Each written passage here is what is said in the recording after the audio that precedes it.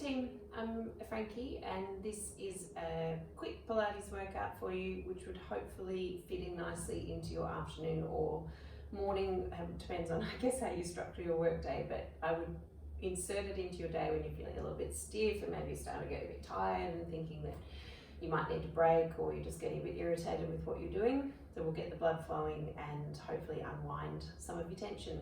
All you'll need is you and a mat or a bit of floor. Honestly, like I say mat because it's an easy structure to work with, but floor, carpet, tiles, as long as your knees don't hurt and your hands don't hurt, do whatever you've got. So put your hands on the floor and the knees roughly settle back under the hips. We call this a 4-point kneeling shape, and then you're going to round the back, press up against the back of your shirt, drop the belly down, and I really do mean that. So think about, when do you just let your belly hang? It's rare because you're using your abdominals when you're standing up and even when you're rolling over in bed. Round and press up against the back of your shirt, and then drop the belly, let it hang down, chest up, tailbone up. Trying to find the difference between shoulders hunched up under the ears and shoulders away from the ears. So you create the away action by pushing the floor away from you. Round, and this is not just like a kind of a round. You really want to push up against the back of your shirt, suck your belly up tight, press hard through the hands, hard through the feet and shins, and then drop your belly down, lift your chest up, lift your tailbone up. Last couple, get as much out of it as you can, and if it feels nice to kind of snake around in it, move around side to side, please do. Shoulders down from the ears by pressing the hands firmly. And then take your left hand. It would be useful if you did left when I say left. So you swing the arm out to the side and then thread it through. Bend at the right arm like you're trying to lay on your left ear or left side of the head, and then press back up. Open the left arm towards the ceiling and thread it through.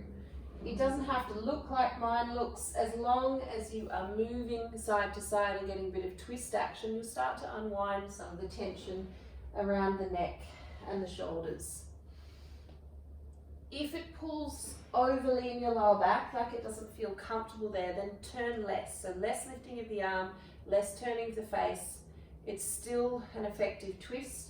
You're just doing a lighter version. Last two. And one. And repeat on the other side. Hand on the floor, right arm out to the side. Thread it through so you're laying on the ear or the shoulder or thereabouts. Open up, twist towards the ceiling, thread through, open up and twist. If the degree of twist on this side doesn't feel good, then lessen it. So hand down a little bit, less turn,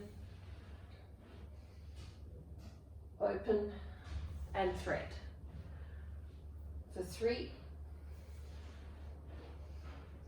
2, 1.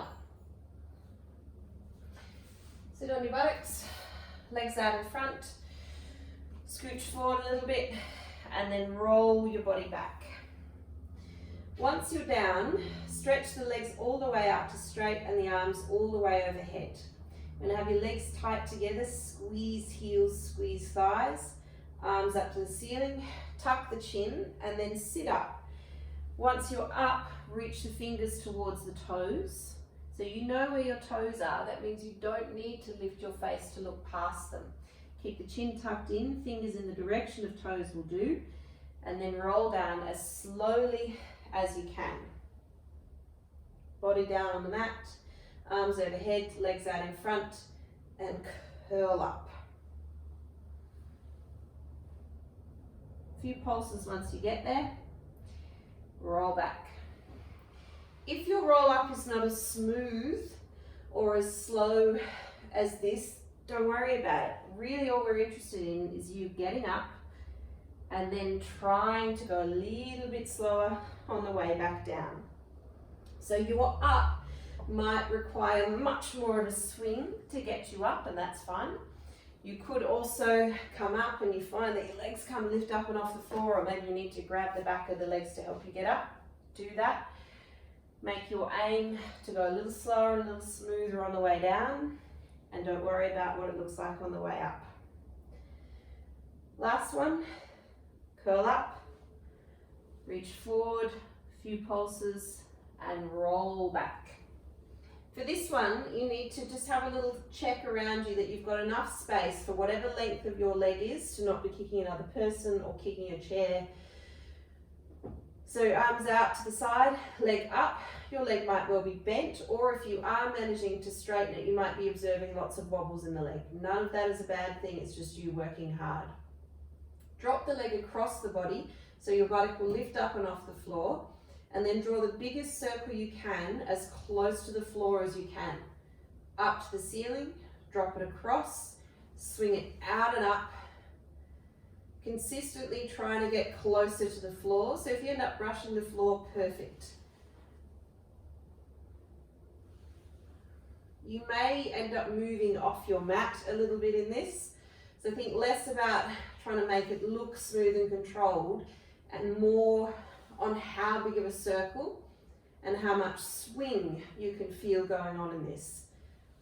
The swing and the rolling of the hips side to side is a great way to warm up the lower half and to relieve some of the stiffness of sitting for long periods of time.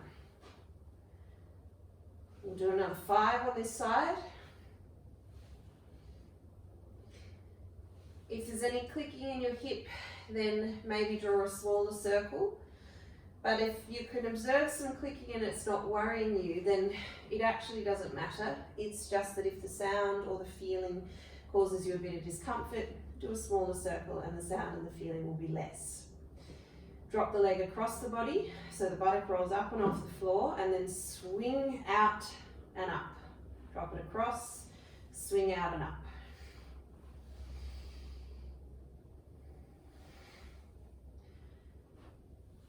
Try and get bigger and quicker with the circle. So use gravity, pick up the momentum and the pace as the leg goes towards the floor.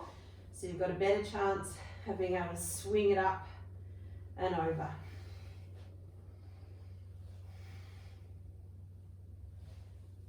Last 3,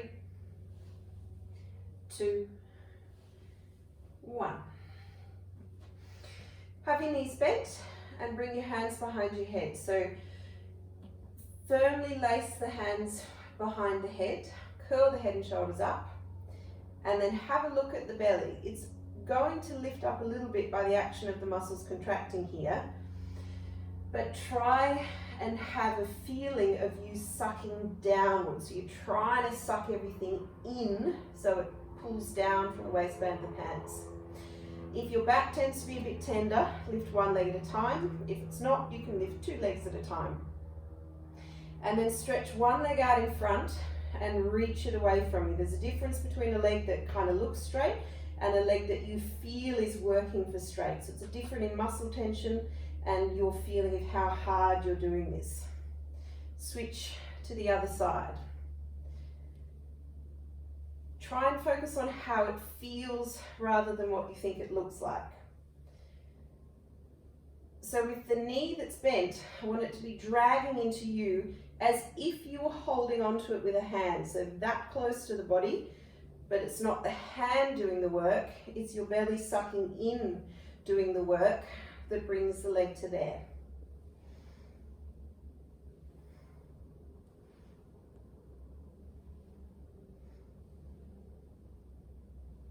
Another 4, 3, 2, 1.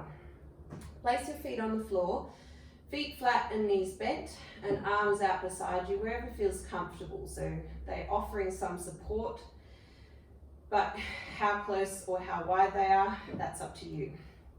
Lift your buttocks up in the air and then put them back down to the floor. So very little technique going on at the moment, just the idea of up and down. So you give the brain one thing at a time to think about. So now we're lifting up and down, and see if you can notice where you feel it. If your answer is, I don't really know, or it kind of feels like hard work everywhere, that's a great answer. If you can pinpoint that your lower back feels a bit tender, then we need to change how you're doing it, just to redistribute the load. So up a little bit less height if your back is feeling tender, and a little bit slower in what you're doing. The other layer of detail to add in is up, and then think about trying to roll the spine to meet the mat. Might not feel like a roll initially, so perhaps just slow down what you're doing, because any kind of change is a progression.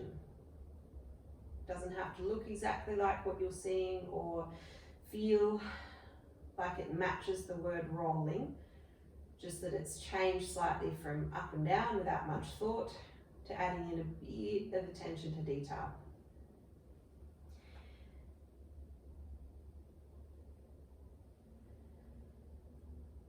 And last one down and stay down. 2 hands behind the head again, curl your head and shoulders up, and then 1 or 2 legs at a time, lift 2 straight legs up to the ceiling. Lower 2 straight legs towards the floor and lift them back up. It's different to do a lift and a lower than it is to swing. So a swing gives you a bit of a lift off the floor and a bit of momentum to work with. And that's not a bad thing, but for this, thinking that your lower backs are probably a little bit tight from sitting, I want you to focus on pulling the belly in, squeezing your thighs together and your heels together, so you've got 1 unit of legs rather than 2 separate things, and deliberately push them away from you and pull them to you. So we're focusing the work by squeezing everything a little bit harder instead of focusing on how low the legs are going to the floor. Another 5, 4, 3, 2, squeeze the legs, and done. Place the feet on the floor, arms out, and curl your hips up, curl your hips down. It's exactly what we did before, and now you're more familiar with it, so keep working on the action of curling. Talking about the rolling curling of the spine, remember it's okay to just define the difference between a quick up and down to a slower, more deliberate one. You could add in lifting the toes. So do actually be sure that it's your toes, because often when you can't see it, your brain will lift the heels up instead. Heels down, toes up. Pull the heels into the mat, curl up, curl down. Pulling the heels into the mat will help you to use the back of the legs. And that's a useful thing if you tend to find that your lower back is a bit twingy. It's also useful just to help you stay present with what you're doing, because you can feel the back of the legs working. It reminds you that you're aiming to roll the hips up and roll the hips back down. Last 3, 2, and 1. Sit up any old way you want to and flip to one side. So a forearm on, so the elbow is bent and under your shoulder, or in terms of feeling, it ends up being tucked a little bit closer to you than you'd expect. And then stretch your legs out so they're slightly in front of you. Imagine you've drawn a curve in the body, top leg crossed over bottom leg. Push against the arm to lift up under the armpit, and then lift the legs and lower back down. If the straight leg version is not possible, but make sure you have a go at this first, because usually people look at it and go, nah, I can't do that. You absolutely can. Everybody can get up and down from the floor. It just depends on how we do it.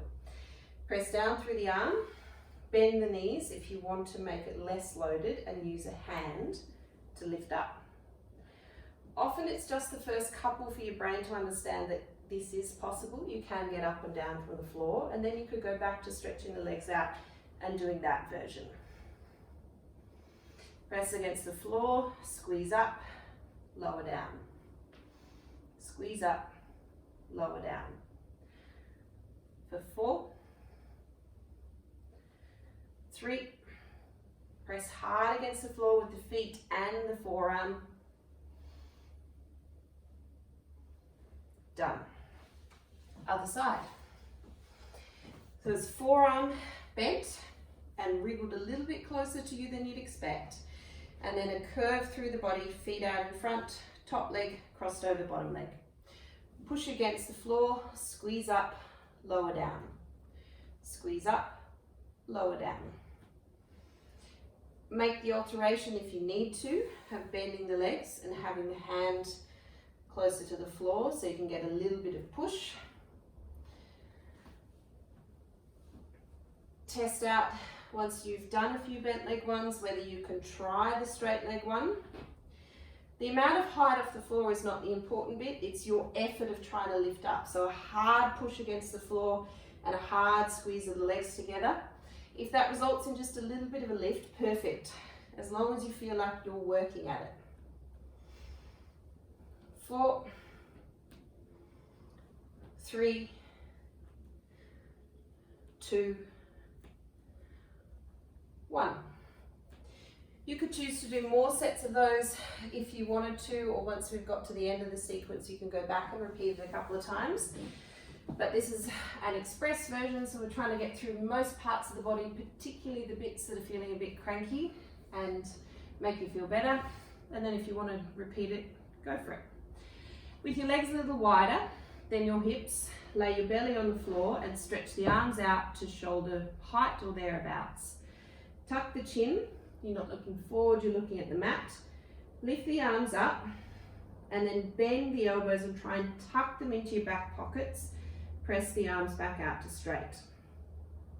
So this is the basic layer of the movement, and we'll add in the detail now. As you're moving the arms, keep doing them. It's out like bird wings, bent to pull your elbows into your back pockets. Then press your toenails harder against the floor and squeeze the thighs and squeeze the buttocks so that your kneecaps lift a little from the floor. Keep the arms going, keep the legs going now, so we've got a few things happening at once. See if you can feel how much of your belly is resting on the floor right now. And then lift it a little bit. So it's not to say that your belly flesh is going to stop touching the floor, because it's not. But we're going from a completely slack and soft belly to one that you're tightening. Same action of you pulling down from the waistband of the pants like we did when we were laying on the back. But here you're laying on your stomach, therefore you're trying to suck it upward.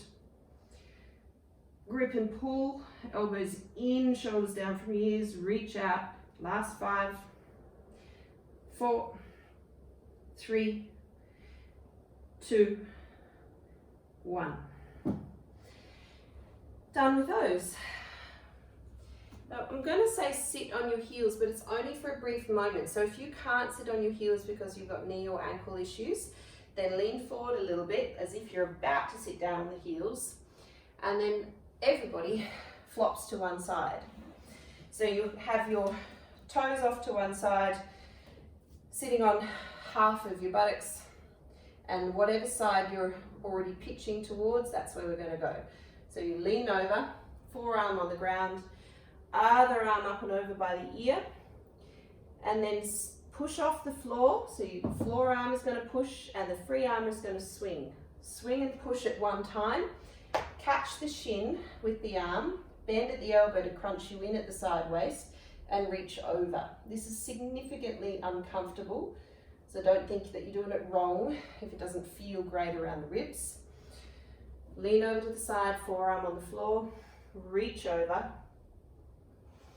Take some big breaths so that you're expanding the ribs that feel a little bit crunched.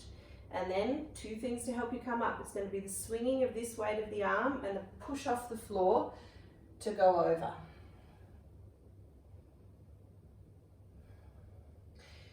If your knees don't comfortably bend as much as I've got mine bent, then unbend them a little bit. As long as you are vaguely in the shape and you're going side to side, so one of your sides is lengthening and one of them is shortening, and then you'll be getting some benefit out of this. Try and get in the habit of adjusting a little bit for yourself. So you look at what you can see, you've listened to what you've been told in terms of cues, and then maneuver a little bit around that so that you can keep doing something, as opposed to going, well, I can't do what they're doing, so I'm not going to do it at all. Because it's a little bit boring to sit out of an exercise. Most of the time, there's a version of it that you can do. One more. Catch and reach. To switch to the other side, you can either go back to sitting on your heels and flop over to the other side, or you can swing the legs out in front and tuck them across to the side now that you know what your position would look like. Either is fine. Over to the floor, forearm on the floor. Push against the floor at the same time as you're reaching the free arm over. And then push off the floor, swing the arm to help you sit up and over, catch the shin. Pull quite hard on the shin so that you're helping to drag yourself into this shape. Forearm to the floor, reach up and over. Bigger breaths, and to expand the top ribs and expand the crunched ribs. Catch and reach. So I'm doing continuous reps of this, but if one of the sides feels fantastic and you just want to hang out there for 30 seconds, you go right ahead. If your neck feels quite stiff, then maybe close your eyes, because if you are using the gaze to try and see up to the ceiling, you'll be turning the head. You don't really need to see anything in this. It's just the side to side motion and the expansion of the breath that you're after. Last one, catch, reach it over. And then I'd suggest you change your seated position to something that feels a little more stable. Maybe roll out through the shoulders a couple of times. I'm cross-legged, but you could very easily be on a chair for this. Sitting upright through the spine. So that's crown of the head reaching to the ceiling, and then gently place one hand on the head and pull over towards one shoulder. So whichever side you're leaning towards, you can increase the stretch by taking the opposite arm down. Just resting against the floor will add in a bit of extra. You could also tuck the arm in and pull on your own leg, or tuck the hand under your chair seat if that's where you are. Having the hand on the head is not essential. You can have the hand off the head and gravity will be pulling and adding in a stretch anyway. Slowly bring yourself back to upright. Switch to the other side, hand on the head if that was your choice. Pull gently. So knowing that this area is probably quite tight, you want to give it a chance to soften up and allow some blood flow before you do any super strong stretching. And move slowly into this. Grab a hold of the side of the leg or the side of the chair, or just let gravity do the work. So you've got weight of the arms with gravity helping you into the stretch. So the upright. I suggest that you do that a few times if that felt good, and good kind of lives in the region of, does it feel like it's of benefit to you? So it might not feel lovely and delicious to be doing that with the neck, but if you do feel a little bit more free after doing it, then we'd classify it as good. So I hope that helps a little bit. Feel free to repeat any of the exercises or go through the whole sequence again, and hopefully I'll see you soon. Thanks guys.